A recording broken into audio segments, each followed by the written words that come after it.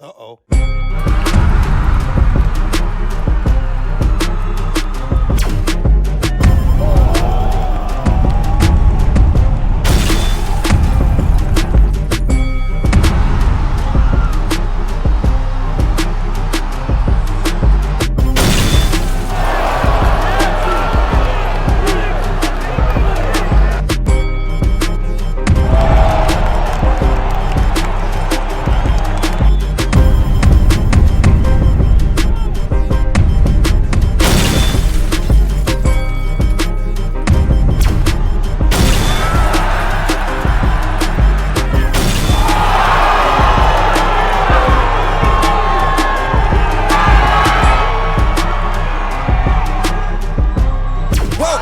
Motherfucking relay. We're covering today's top boxing news.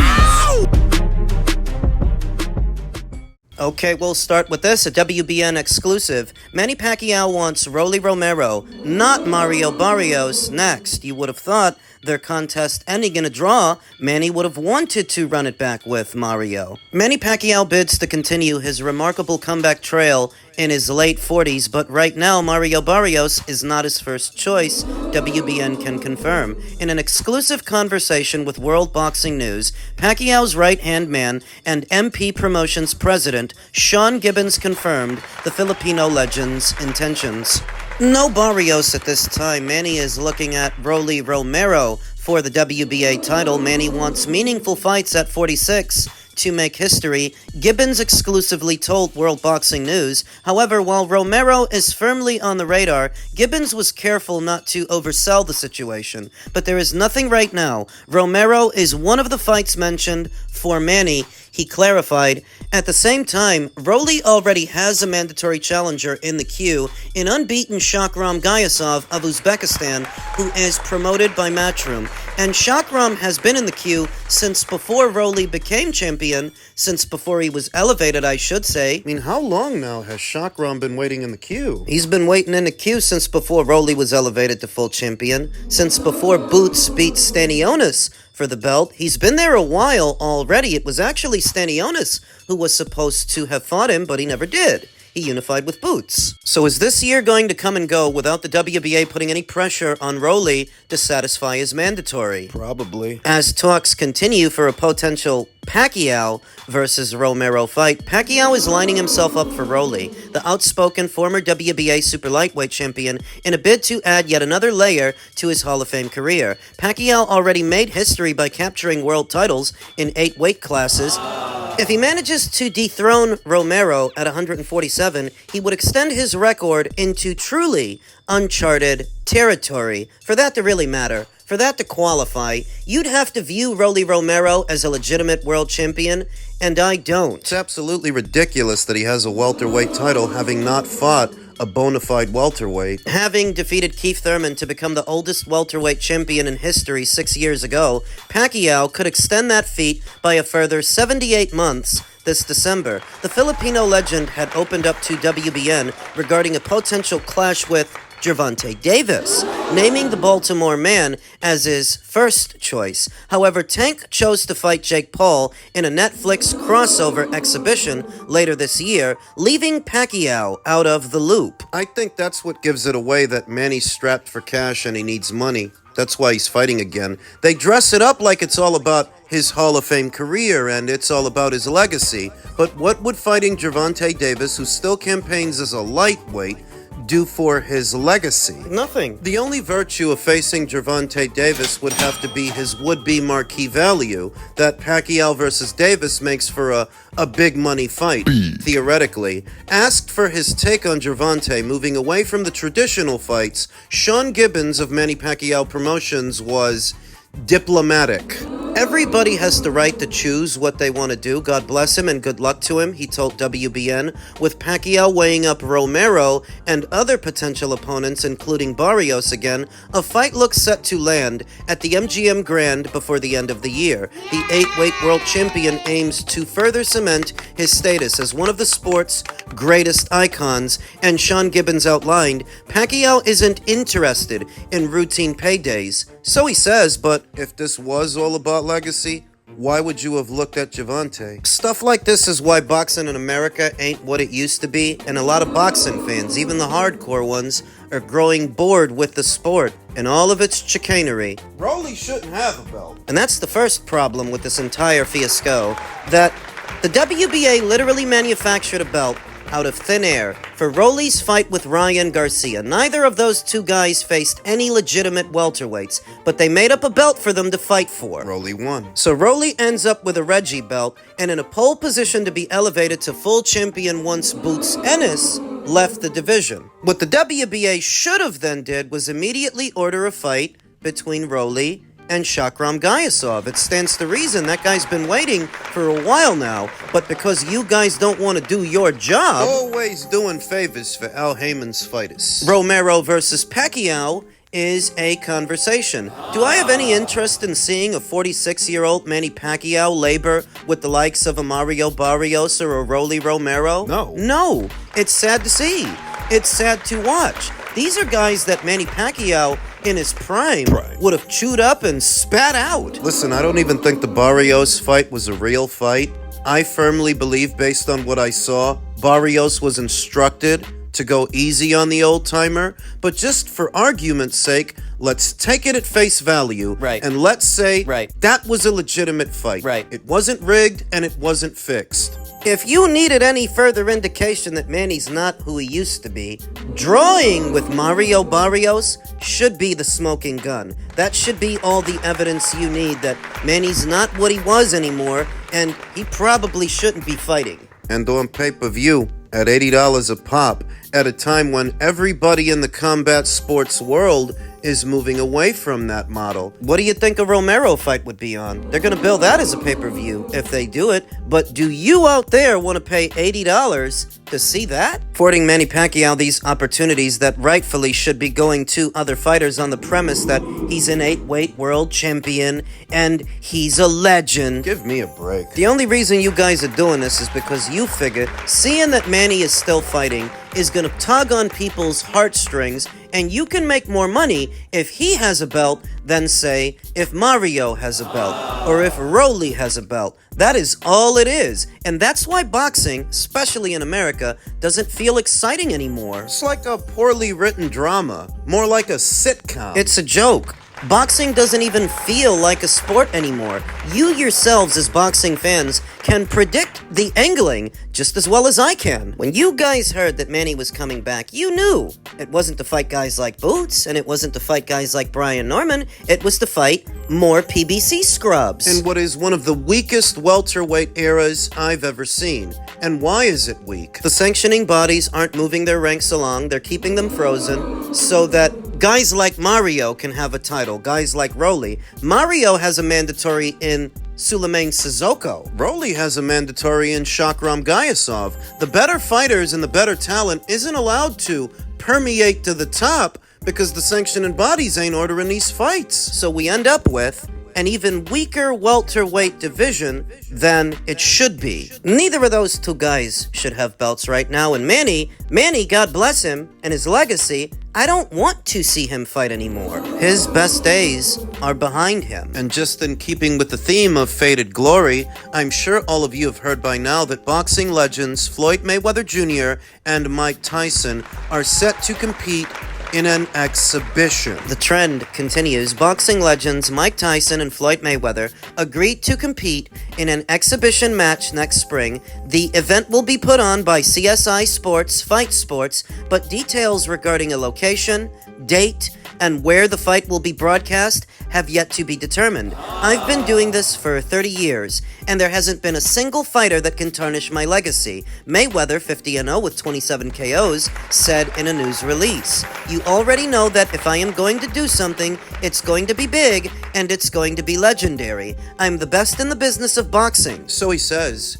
But a good number of the exhibition bouts he's put on in recent times haven't been big and they haven't been legendary. Floyd Mayweather, 48, retired after knocking out MMA superstar Conor McGregor back in 2017. He has since competed in 8 exhibition fights, with his most recent against John Gotti III in August of last year. And that was neither big or legendary. Though his bout with Logan Paul has been his biggest of exhibitions to this point, stepping into the ring with former heavyweight champion Tyson, 59-7, with 44 knockouts, is certain to dwarf his previous engagements. The way that Floyd Mayweather's gotten by, Sort of a parasite, because his gimmick was using other people's fans. the reason so many of Floyd's fights raked in so much dough, so much cash, is because he made it a point to fight fighters that had a lot of fans. Take the Canelo fight, for example. Over 2 million people bought that fight. But do you think all 2 million of them were Mayweather fans? No. A lot of those people were Canelo fans. And that's the only reason that Floyd fought him, because he had a lot of fans. And that's the only reason that he's fighting Mike. Floyd likely saw the numbers for the Jake Paul versus Mike Tyson exhibition as an opportunity. Mike Tyson, 59, last competed in a professional boxing match against Jake Paul in November of last year at the AT&T Stadium in Arlington, Texas. It was the first time the former heavyweight champion had competed in nearly 2 decades. The event was a massive success, with 65 million concurrent viewers on Netflix, making it the most streamed sporting event ever. Tyson lost a unanimous decision to Jake Paul and was far from his devastating form during his prime. Tyson recently told ESPN that he had interest in competing in another fight if the right opportunity presented itself. When CSI came to me about stepping in the ring with Floyd, I thought, no way this happens, but Floyd said yes. Tyson said, "This fight is something neither the world nor I ever thought would or could happen. However, boxing has entered a new era of the unpredictable, and this fight is as unpredictable as it gets. I still can't believe Floyd wants to really do this. It's going to be detrimental to his health, but he wants to do it, so it's signed and it's happening." Mike weighed 228 pounds in his fight against Jake Paul. Mayweather tipped the scales at 160 pounds last year against Gotti.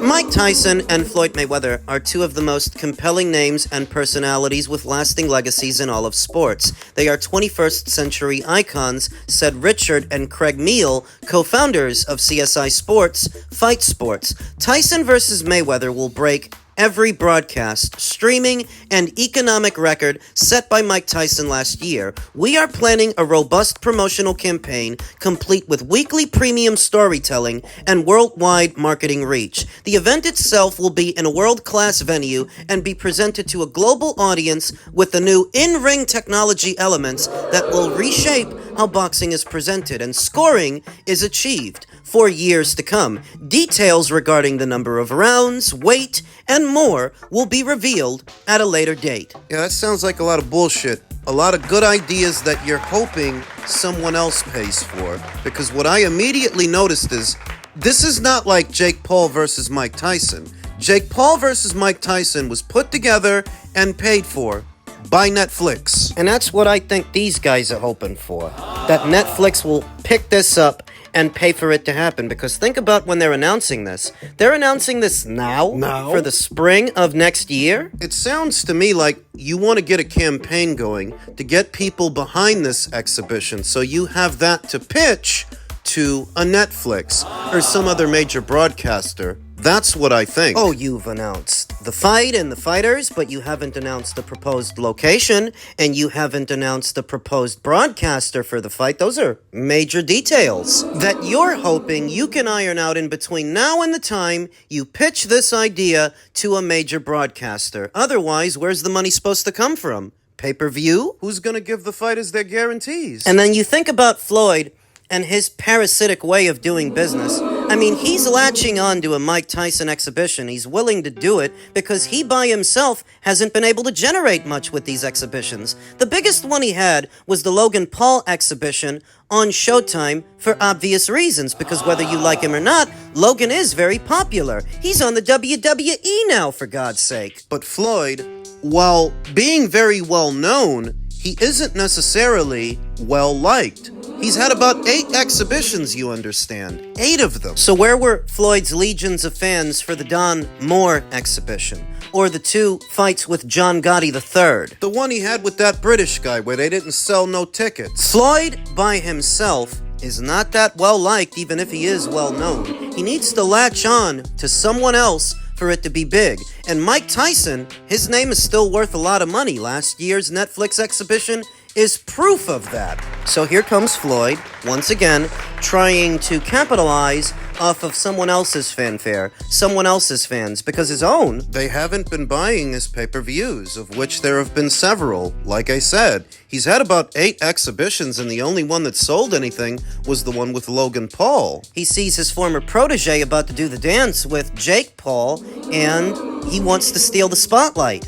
Floyd wears his insecurities as a man on his sleeve because he still posts images of himself buying toys and counting money. When by now everybody knows you have money. Who are you showing off for? I mean, it was different when you were an active boxer and when you were young and rambunctious, but this guy's close to 50, still behaving like a 20-year-old, and he's free to do so. It's a free country. But I think the reason behind it is he's very insecure. He can't handle not being in the spotlight, not getting attention. He still craves it. That's why he was never really all that effective a promoter. He spends so much time talking about himself, he can't effectively promote anyone else. Now, you can say that he did a halfway decent job with Gervonta, but there are nuances to that. And how come that success didn't extend to anyone else? He used to have a whole stable of fighters. What happened? The point is that Floyd still craves attention like what he used to get when he was an active boxer, and his name isn't worth as much, or it doesn't generate as much. He has to latch on to someone else. And that bit of it isn't new. That was always part of his shtick, always part of his gimmick. To fight guys that have a lot of fans behind them, as Floyd said, a country. And it worked. But to see that he is still doing this, well after his professional boxing career is over, accents that while he made a lot of money as an active boxer, he didn't make a lot of supporters per se. He didn't make a lot of fans. Floyd Mayweather may be well known, but he's not well liked. Whereas Mike Tyson, for all of his faults and all of his drawbacks and shortcomings, is one of the most beloved characters in all of boxing, not just boxing, but in all of sports. Yes. There are very few human beings on the planet as recognizable as Mike Tyson, and his name is still worth something. Now, do I want to see a close to 50 years old Floyd Mayweather take on a close to 60-year-old Mike Tyson? No. There's next to no chance. They're not who they were anymore. The appeal of seeing 2 guys like this share the same ring is supposed to be that you might get a glimpse of their faded glory, how they used to be and how they used to fight. Well, we saw last year when Mike fought Jake. He's not who he was. He's close to 60 years old. For God's sake, Mike Tyson's prime was somewhere in between the mid-80s and mid-90s. Floyd's exhibitions. I mean, have you been seeing Floyd's exhibitions? How he's been looking? As a regular customer of boxing, a consumer, I've no interest, no desire to see these 2 old men try to turn back the clock because I know that they can't. That's reality.